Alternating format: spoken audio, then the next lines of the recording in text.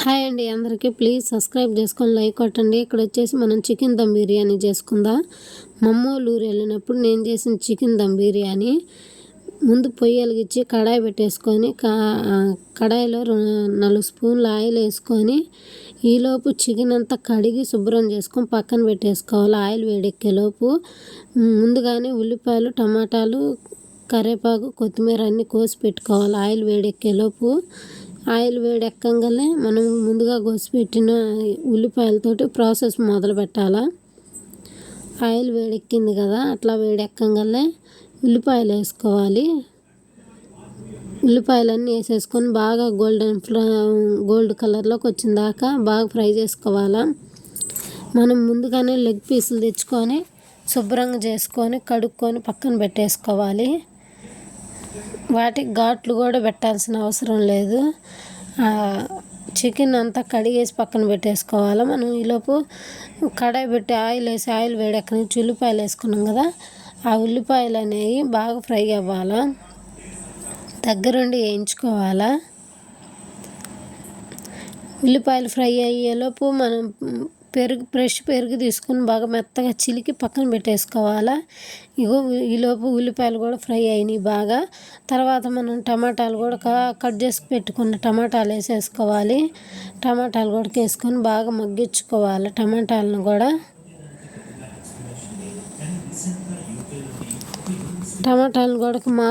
బాగా కలుపుకుంటూ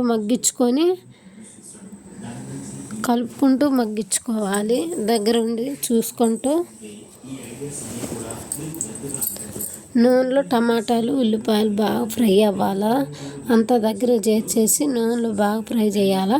ఈలోపు మనం ఇందాక తీసుకున్న పెరుగులో హోమ్ మేడ్ మసాలా వేసేసుకొని బాగా కలిపేసి ఆ మసాలా అంతా హోమ్ మసాలా అంతా పెరుగులో కలిసేటట్టు మొత్తం కలిపేసుకొని పక్కన పెట్టేసుకోవాలి.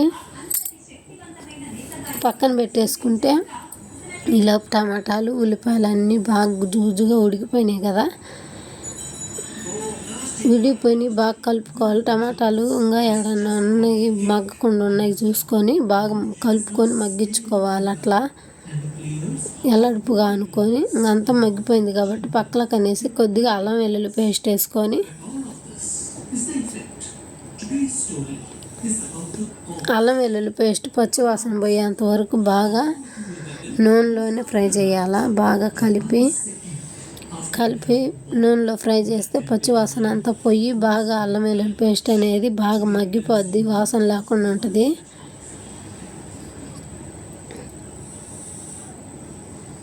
లేదంటే పచ్చి వాసన వస్తుంది. అందుకని అల్లం వెల్లుల్లి పేస్ట్ అనేది ఖచ్చితంగా పచ్చివాసన లేకుండా మగ్గిపోవాలా. తర్వాత టమాటాలు, ఉల్లిపాయలు మొత్తం కలిపేసేయాలి. తర్వాత కొంచెం పసుపు వేసుకోవాలి. పసుపు వేసుకున్న తర్వాత కలుపుకొని తర్వాత మనం ముందుగా కడిగి ఆడబెట్టుకున్న లెగ్ పీసులన్నీ టమాటా ముక్కలలో వేసేసుకోవాలి. అన్నీ దాని తర్వాత ఒకటి మొత్తం వేసేసుకొని బాగా కలుపుకోవాలి. ఆ ముక్కలకు పట్టే విధంగా లో ఫ్లేమ్లో మంట పెట్టుకొని అట్లా అన్నీ వేసేసుకొని కలుపుకోవాలి.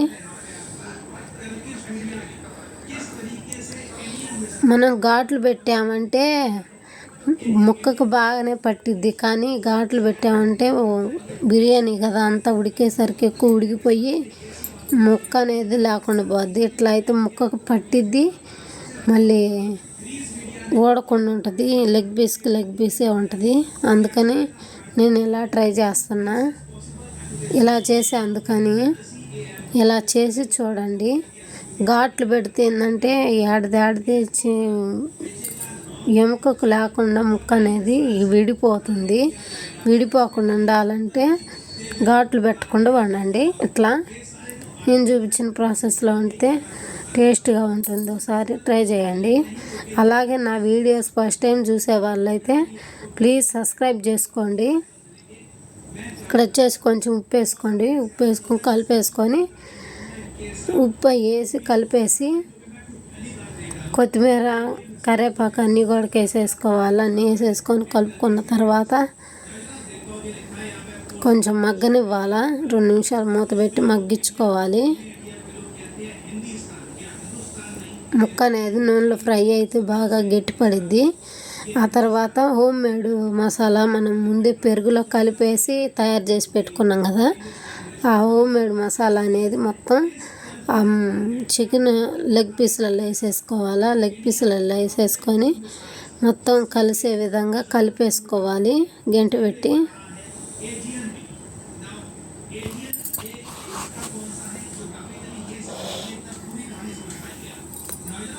అట్లా బాగా ఉడకనివ్వాలి. ముక్కలకి ఆ గ్రేవీ అనేది మొత్తం ముక్కలకు పట్టేటట్టు బాగా ఉడకనివ్వాలి. ఉడుకుతుండగా 2 స్పూన్లు నెయ్యి వేసుకోండి. ఇంక బిర్యానీ అదిరిపోతుంది, అసలు సూపర్ ఉంటుంది. మనం బిర్యానీ రైస్ ముందే కడిగి పెట్టుకున్నాం కదా, ఏ గిన్నెకైతే మనం బియ్యం కొలుచుకుంటామో ఒక గిన్నె నిండా, ఏ గిన్నెతోటి అయితే గిన్నె నిండా బియ్యం తీసుకుంటే దానికి 1కి 1.5 వాటర్ తీసుకోవాలా. నేను చూపించిన తపాలతో ఆ తపాల నిండా బియ్యం వచ్చినాయి, అందుకని నేను 1.5 వాటర్ తీసుకున్నా. ఒక నిమ్మకాయ కూడా పిండేసుకొని, నిమ్మకాయ లేనిది టేస్ట్ రాదు, ఒక నిమ్మకాయ వేసుకోండి. మొత్తం కలిపేసేసుకోండి. మనం ముందుగా కడిగి పెట్టి నానబెట్టుకున్న బాస్మతి రైస్ని కుప్పాలు వేయకుండా అట్లా విడివిడిగా వేసేసుకోండి.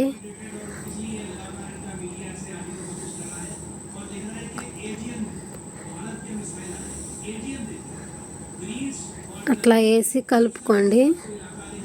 మనం ముందే నానబెట్టుకోవాలి రైస్ అనేది. బాస్మతి రైస్ బాగుంటేనే బిర్యానీ కూడా బాగా వచ్చేది. తర్వాత ఇంకా మంట అవసరం లేదని చెప్పి వేసేసి కొద్దిసేపు కలిపి తర్వాత తీసుకొచ్చి కట్టెల పొయ్యి పెట్టేసి 2 నిమిషాల నుంచి తీసినాం. సూపర్ వచ్చింది బిర్యానీ, మాత్రం సూపర్ టేస్ట్గా ఉంది. అదిగోండి సూపర్ ఉంది. ప్లీజ్ సబ్స్క్రైబ్ చేసుకొని లైక్ కొట్టండి.